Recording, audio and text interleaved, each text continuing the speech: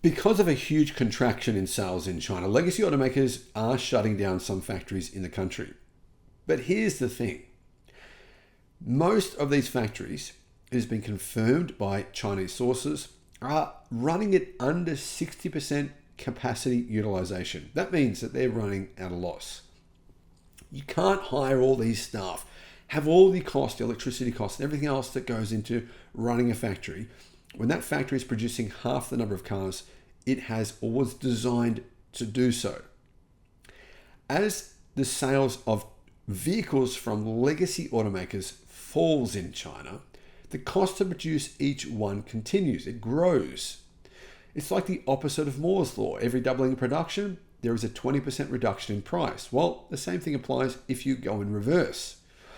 So Chinese automakers are taking market share from legacy manufacturers at a remarkable pace. This disruption is happening. Western media are pretending it's not for some strange reason. General Motors has lost money in China for 3 successive quarters. We're talking hundreds of millions of dollars. The Volkswagen Group is, well, it sounds like Porsche SE are writing down the valuation of their own part ownership of the Volkswagen Group by more than $20 billion US. Numerous factories are shutting down. Nissan is in a crisis. And all this leads to one thing, the eventual exodus of nearly every legacy automaker from China. Eventually, I believe they will all leave the country, at least as major players. They may own a couple of fancy stores in some of the biggest cities, but they won't be what they are today, or definitely not what they were yesterday. Sales from the month of November in China, they give us a real honest indication of exactly what is happening in the country, the world's biggest automotive market by a mile. You're talking 30 million sales this year in a global car market of only 80 million. I've been reporting this incorrectly because China's car sales this year actually are well over 33%. They're nearly at 40% of the entire global car market. So these top selling cars show you exactly what's happening. What's really interesting is that legacy auto are no longer in the top 6. The top 6 best-selling cars in China are no longer, none of them are made by legacy automotive companies. 3 years ago, even 2 years ago, most of those top 6 were made by companies like Nissan, Volkswagen Group, and General Motors. That has completely changed. Hello, my friends. Welcome to the channel. I'm Sam Evans. You're watching the Electric Viking. It's great to have you with us. If you want to become a member of the channel, you can help support the channel. That'd be great. I'll put a link in the description below. Car News China. They have a really good data tracker, CNN Post as well. They're sister companies, I believe, and they're able to actually track what car sales are the best. What are the best selling cars in China? So in November, retail sales of vehicles in China were nearly 2.5 million. That's a month-over-month increase of 7.2%.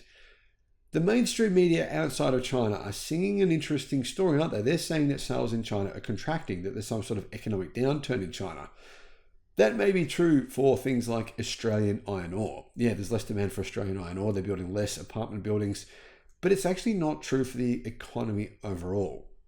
In fact, if anything, thanks to some pretty decent stimulus from the Chinese government, car sales are hitting record highs. This year, 16.6% more vehicles were sold in the first 11 months versus last year. So essentially 17% more cars have been sold this year in China than last year. And last year was a pretty good year.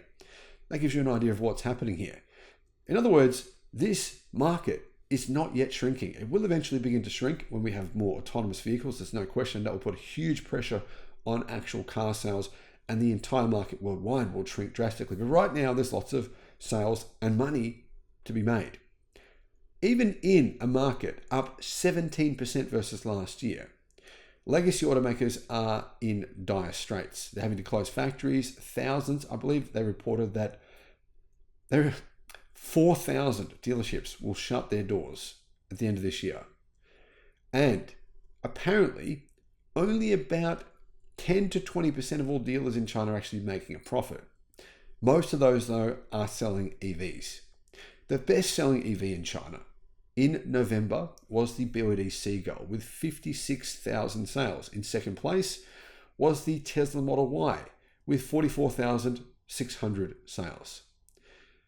That is interesting, isn't it? Because that is actually a decline for Tesla. That's a decrease of 10.6% for the Model Y, but still remarkable sales for a vehicle which is old now.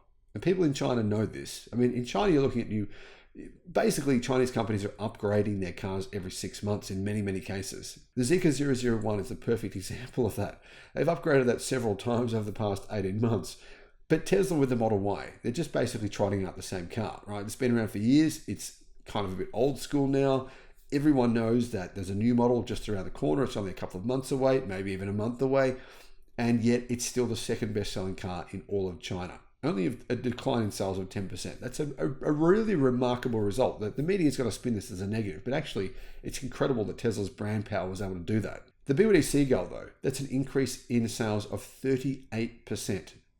It shows you, in China, there is still big demand for small electric cars. BYD Song Plus was in third place with 40,000 deliveries. That's growth of 15%. In fourth place was the BYD Chin Plus with nearly 37,000 deliveries. And then in fifth place was the Wuling Hongwan Mini EV. That's a joint venture between SAIC Motors, General Motors, and Wuling. So they each own 33% of that company.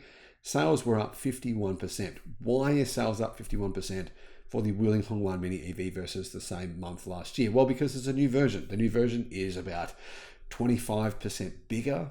It's the same price. It has more range. It's more luxurious. Guys, Tony Sebo was right. Legitimately, that's a legitimate, very good EV for $5,000. I mean, think about it this way. Battery pack prices continue to go down. There is really no reason that to be honest, that General Motors, Wuling, and SAIC couldn't export this car around the world. Just spend a couple of $1,000 giving it some extra safety features. You can sell this anywhere. It can do 100 kilometers an hour. It's not unsafe. It's much safer than a motorbike. It's much safer than many different vehicles that are currently on the road today. Amazing car for the price. I did a video on that. I'll put a link in the description below. Now, one other remarkable feature I should mention is it has a lifetime drivetrain warranty. Lifetime drivetrain warranty on a $5,000 electric car. You can't beat that. Next was the BYD Chin L, and that was in sixth place with 34,000 sales. That was followed by the once powerful, all-dominant Nissan Sylphy. For years, the Nissan Sylphy was the best-selling car in China. For years. Not anymore. It's not even remotely close. It hasn't been the best-selling car in China for a single month this year. This is the car that I said a few years ago was going to cause the downfall of Nissan. I looked at Nissan sales in China, realized the Nissan Sylphy, which was, to be honest, a bucket of junk, was the best-selling car they had, and it was taking about 40% of their sales for this one model. And as soon as this model, everyone started to realize finally that this model was not that good. You could get much better vehicles from other companies for a similar price.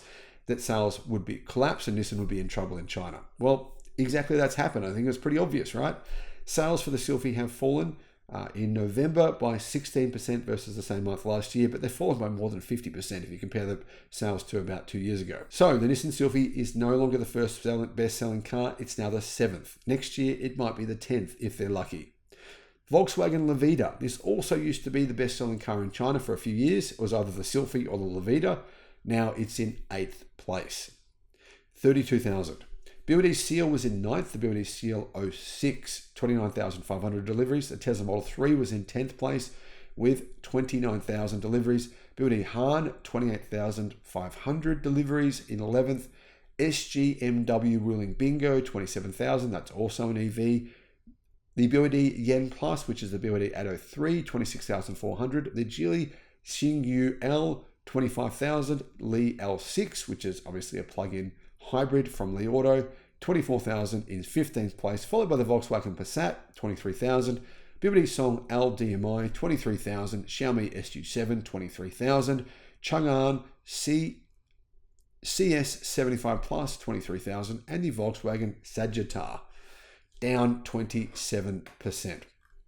And looking at these numbers here, these are the top 20 best-selling cars in China, right? There's a big difference, isn't there, between first place, 56,000 deliveries for the Seagull, and 20th place, the Volkswagen Sagittar, with 21,800 deliveries.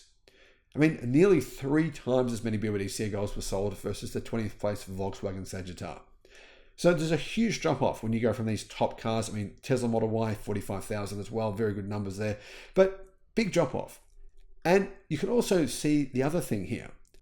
Only four out of the top 20 best-selling cars in China were made by legacy automakers. You can't even saying that's a stretch. I mean, who makes the Nissan Sylphy? Does Nissan make it? Kind of. It's a joint venture. It's made by their Chinese contract manufacturer in China. So yeah, you buy Nissan, guys. I see all these absolute muppets from Australia, Chinese shitboxers saying this, making these comments constantly online. These people don't read any of these comments online, especially from these Australians, are absolutely asinine. They're just utterly mental. These Australians don't realize the majority of the vehicles that they're driving around are made in China. Even if they're produced in Thailand, even if they're coming from a Japanese manufacturer, a huge number of those parts in your vehicle are made in China. Where are the chips coming from? Where are the... Anyway, the point is, only 4 out of the top 20 are legacy automakers, and none of them are in the top 6. Their sales are shrinking at the fastest pace ever. BYD has said it is their goal to kick them out of China. The question here is not will that happen? The question is when will it happen? The other question is, can legacy automakers even stay alive after this happened? After this happens? If we remember the facts here, around 50% of the Volkswagen Group's profits have come from China over the last 5 years, over about 50%. What happens when a company with $190 billion in debt loses 50% of its profits, which will happen? Thanks for watching.